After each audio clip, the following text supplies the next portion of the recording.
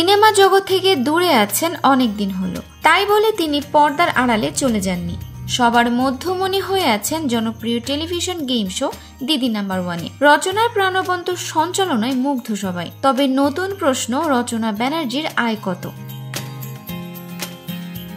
সঞ্চালনা থেকে শুরু করে নিজের শাড়ির ব্যবসা, পাশাপাশি বিভিন্ন ইভেন্ট থেকে ডাক পেয়ে থাকেন তিনি। শো করে থাকেন বিভিন্ন জায়গায়। সোশ্যাল মিডিয়ায় সার্চ করলে বা গুগলে উত্তর খুঁজলে চোখে পড়ে রচনার এপিসোড। প্রতি এপিসোডে তিনি পারিশ্রমিক নিয়ে থাকেন 1 থেকে 2 লাখ টাকা। যদিও এর সত্যতা যাচাই করে দেখেনি কেউ, তবে তার পারিশ্রমিক যে নেহাতি কম নয় তা কম বেশি সবার জানা। রচনা বন্দ্যোপাধ্যায়কে ঘিরে ভক্তদের মনে উত্তেজনার পারদ কম নয়। বয়স যেন তার কিছুতেই বাড়ে না। একের পর এক ভালো ছবি সবাইকে উপহার দিয়েছেন তিনি। বলিউডে গিয়েও নিজের ছাপ রেখেছেন।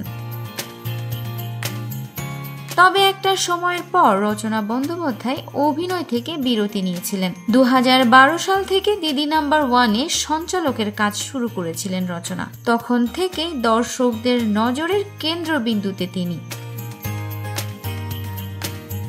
সো ভিউয়ার্স, ভিডিওটি ভালো লাগলে লাইক, কমেন্ট, শেয়ার করে আমাদের সাথে থাকবেন। আর এখনো যারা চ্যানেলটি সাবস্ক্রাইব করেননি তারা অবশ্যই চ্যানেলটি সাবস্ক্রাইব করবেন। কথা এন্টারটেইনমেন্ট, আমি আরিফিন ফারা।